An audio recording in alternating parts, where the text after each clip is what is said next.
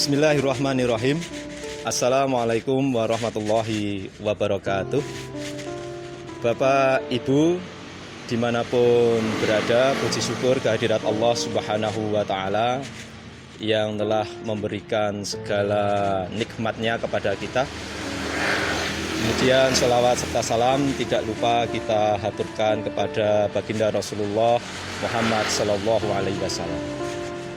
Bapak Ibu yang saya hormati, sebentar lagi pilkada pemilihan Bupati dan Wakil Bupati Kabupaten Sukoharjo yang insya Allah akan kita laksanakan pada hari Rabu Wage tanggal 9 Desember 2020 akan kita laksanakan. Maka tentunya ada hal-hal yang perlu kita cegah bersama, yang perlu kita lawan bersama. Artinya ada kebiasaan-kebiasaan di dalam pilkada itu ataupun pemilihan-pemilihan yang lainnya itu melakukan kebiasaan-kebiasaan yang buruk, kebiasaan-kebiasaan yang tercela, namun dirasa hal yang biasa saja. Jadi seolah-olah tidak ada implikasi pidananya, tidak ada implikasi di akhirat kelak. Maka perlu saya sampaikan di sini bahwasannya kebiasaan itu adalah salah satunya adalah politik uang. Kalau lebih gampangnya adalah suap untuk memberikan sesuatu materi ataupun uang kepada seseorang untuk menggunakan hak pilihnya ataupun tidak menggunakan hak pilihnya sama sekali. Nah, jadi itu adalah salah satu kebiasaan-kebiasaan yang tercela, yang buruk, yang seolah-olah di masyarakat itu sudah menjadi hal budaya yang biasa.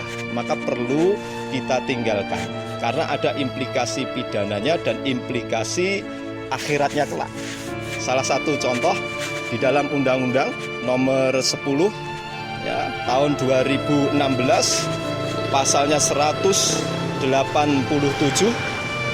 huruf A ayat 1 di situ dijelaskan bahwasannya siapa saja dengan sengaja memberikan uang atau materi kepada seseorang untuk mempengaruhi hak pemilihnya, ya, untuk mempengaruhi supaya mudahnya kamu harus milih sana, milih itu, ya, maka implikasi pidananya adalah dipenjara kurungan selama 36 bulan, itu paling singkat, dan yang paling lama itu 72 bulan. Selain itu juga ada denda ya, bagi pelaku penyuap, ya, pelaku money politik, baik itu pemberi dan penerimanya, itu didenda sama-sama yaitu 200 juta hingga 1 miliar rupiah. Itu berdasar Undang-Undang Nomor 10 tahun 2016 tentang pilkada. Untuk itu, marilah hal ini kita jaga supaya pesta demokrasi yang akan kita lakukan nanti betul-betul tidak dikotori dengan politik uang. Karena implikasi pidananya seperti itu yang saya sebutkan di atas tadi. Semuanya sudah diatur. Bahkan sebagai umat Islam yang taat, tentunya kita mengetahui perbuatan suap atau politik uang itu adalah hukumnya haram. Dilaknat oleh Allah dan dilaknat oleh Rasulullah Shallallahu Alaihi Wasallam. Bapak Ibu, nanti bisa dilihat Al-Qur'annya, surat Al-Baqarah ayat 188, yang intinya di situ dijelaskan bahwa kita dilarang mengambil harta dengan cara-cara batil seperti suap, riswah, sogok menyogok, termasuk politik uang di dalamnya. Itu termasuk cara mengambil harta secara batil, yang harta itu bukan hak dari kita.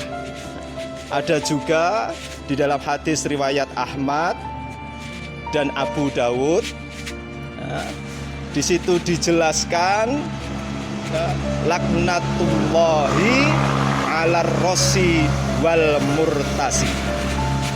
Artinya laknat Allah terhadap pemberi suap dan penerima suap. Kemudian Rasulullah pun juga melaknat di dalam hadis riwayat Ahmad At-Tirmidzi. Di situ dijelaskan, ya, la'ana Rasulullah sallallahu alaihi wasallam ar-rosi wal murtasi. Jadi Rasulullah melaknat pemberi suap dan penerima suap. Untuk itu ada implikasi pidana dan implikasi akhiratnya kelak.